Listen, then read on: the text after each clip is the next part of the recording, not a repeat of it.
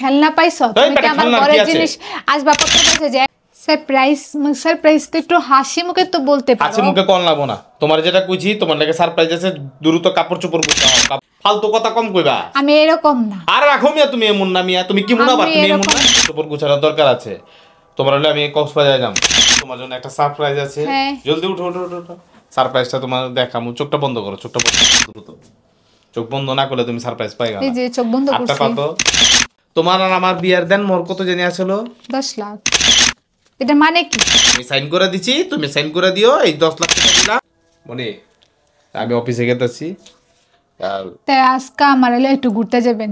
ঘুরতে ঘুরতে যাওয়ার সময় নাই, তুমি বাসায় আছো, বাসার কাম করো, বার ফালতু কথা কইবা না, ঘুরাঘুরির কথা।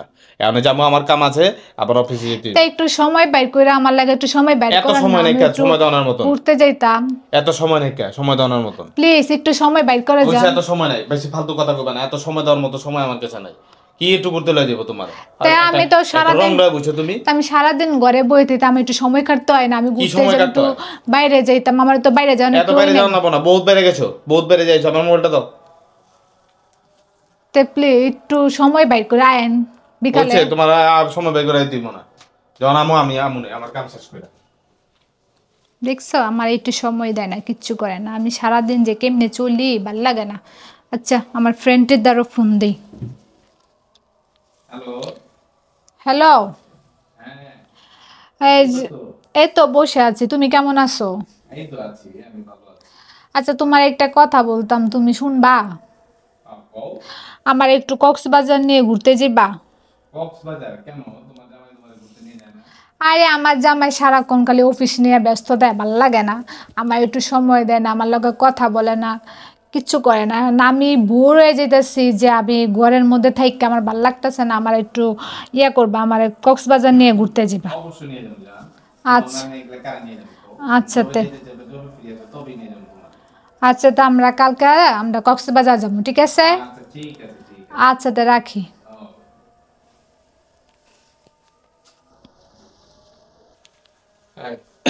মনে সেটা রাখো। শোনো, সবচেয়ে বড় কথা হলো, আগে শুনো, তোমার লেগে একটা সারপ্রাইজ আছে। দ্রুত কাপড় চোপড় গুছাও। সারপ্রাইজ তো একটু হাসি মুখে তো বলতে পারো। হাসি মুখে কোন লাগবো না, তোমার যেটা কইছি তোমার লেগে সারপ্রাইজ আছে, দ্রুত কাপড় চোপড় গুছাও, কাপড় চোপড় গুছানোর দরকার আছে তোমার। হলে আমি কক্সবাজারে যাব।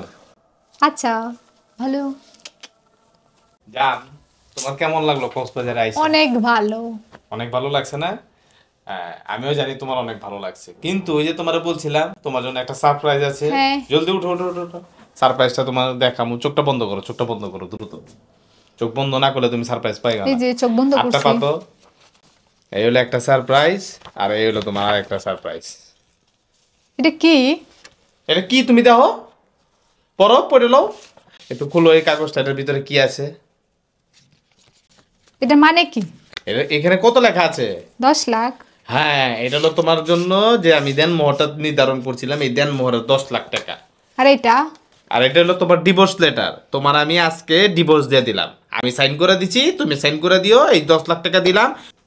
এটা কি?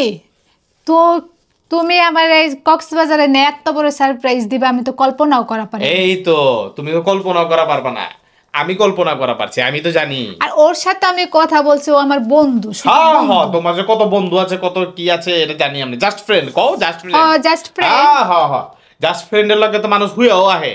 ওইসব কথা কইয়া লাভ নাই মিয়া, ফালতু কথা কম কইবা। আমি এরকম না। আর রাখো মিয়া, তুমি এমন না মিয়া, তুমি কি মুন আবার? তুমি এমন না, তুমি কি মুন না কি মুন? আমার বুঝিয়ে দিব, তুমি এমন না কি মুন? তুমি আমার আওয়াইলে আমি অফিসে যাই, তুমি আমার আওয়াইলে তুমি আরেক ছাড়া গুলোকে কথা কও। তুমি আমারে সময় দাও। তুমি আমার সময় দাও না মিয়া, সময় দেনা দেখে তুমি জামা তাই করবা? এটা কোনো কথা কইলে নাকি? তুমি আমারে সময় দাও না দেখে জাস্ট আমরা বন্ধুরে বলছি যে চল আমরা একটু কক্সবাজার তে ঘুরে আসি। এই তো, তোমার বন্ধুরে এখন তুমি ফোন দিবা, তোমার বন্ধুরে লইয়া এখন এই যে পুরো হোটেলটা যে আছে, এই হোটেলের যে ফ্ল্যাটটা আছে, এই যে সুন্দর একটা রুম তোমার লাগে আমি বুকিং করছি, এই পুরো হোটেলটা বুকিং করছি, কক্সবাজার লইছি। এই সম্পূর্ণ কিছু তোমার আর তোমার ওই যে প্রেমিকের জন্য। তোমার প্রেমিককে ফোন দাও, প্রেমিককে ফোন দেওয়া তুমি মানে ঘুরো ফিরো কক্সবাজারের বিচের একবারে দৃশ্য লও। আর কিন্তু আল্লাহর ওয়াস্তে আমার মাফ করে দাও, আজকের পর থেকে তুমি আমার জীবনের থেকে বহিষ্কার। তুমি কি এটা আমার খেলনা পাইছো? তুমি কি আমার ঘরের জিনিস আসবাবপত্র পাইছো যে এক কোণায় রেখে দিবা আর এক কোণায় সাজায় রাখবা? হ্যাঁ, তুমি এই ডিভোর্স বলতে কি বুঝাইছো? হ্যাঁ, সামান্য একটু বন্ধুর লগে ঘুরতে আইছি, তুমি আমার সময় দাও না, তুমি আমার কিচ্ছু করো না, তাহলে আমি কি করুম সারাদিন ঘরের ভিতরে থাইকা? আবার এটার লগে আমার চেক দিয়ে দিছে, আমার ডিভোর্স দিয়ে দিছে, বুঝলাম না মানে এটা কোনো কিছু। এটা তোমার পাওনা ছিল, হ্যাঁ, এটা তোমার পাওনা ছিল তুমি। এটা কোনো পাওনা? এটা কোনো পাওনা? আমি কি কোনো খেলনার পুতুল যে আমার এতদিন খেলছেন এখন ফালাই দিবেন? হ্যাঁ,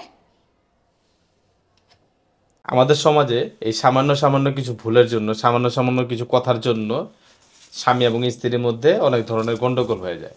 স্বামীরা স্ত্রীদেরকে সময় দিতে চায় না, সময় দিতে না পারক হয়, অপারক হয়। এই সময় না দেওয়ার জন্য ব্যবসা বাণিজ্য নিয়ে বলেন, চাকরি বাকরি নিয়ে বলেন, অনেকে ব্যস্ত থাকে।